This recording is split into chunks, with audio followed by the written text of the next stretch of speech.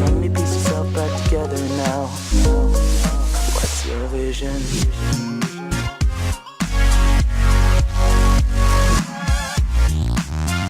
Liberals freak as Bulldog Trey Gowdy takes bite out of former FBI dear James Comey.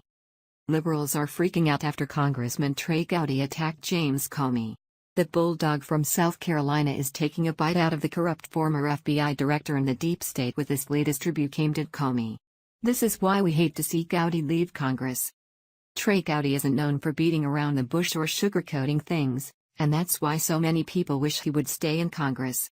According to Daily Caller, Gowdy, RSC, lambasted Comey on Friday, April 13, 2018, during an interview with Fox News' Fox and Friends. Gowdy didn't waste any time in getting into the dirt, and Comey definitely deserved this. When asked if he thinks James Comey should have told President Donald Trump that the Steele dossier was financed by his opponent Hillary Clinton, Gowdy had a mouthful to say. "It's certainly a relevant fact," he began. "Whether or not he should have told the president, the FBI certainly should have told the FISA court," he added. "That's my bigger concern, is they didn't tell the folks who authorized the warrant. It's a really relevant fact. It helps you understand the motivation behind that salacious material or allegation," Gowdy said. "For sure, they should have told the court. I think it would have been nice to tell the person who was the subject of the dossier also," Gowdy added. Next, Gowdy addressed how failing to tell Trump about where he got the dossier affected Comey's character. "Well, of course, you would want to know where you got the information because that determines how reliable it is," Gowdy explained. "We already know the FBI did not vet or investigate the allegations in the dossier, so if I were the president I'd want to know, where'd you get it, and how have you vetted it before you used it," Gowdy added.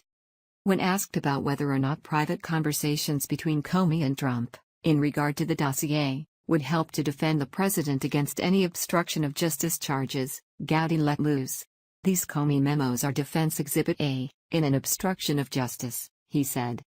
"I've read them, very few members of Congress have, and no one outside of Congress has read the Comey memos. I think they ought to be released. I think they ought to be released publicly, but they certainly ought to be released to Congress," Gowdy added. "They would be Defense Exhibit A, in an obstruction of justice prosecution," Gowdy reiterated. When asked if there were any reasons Comey's memos should not be released, such as national security concerns, Gowdy blasted Comey. "I hope not. Comey gave them to a law professor. So, I hope not," Gowdy said. "I think it's sad. I think it's sad. One of the things Director Comey and I did agree on is we need an apolitical FBI.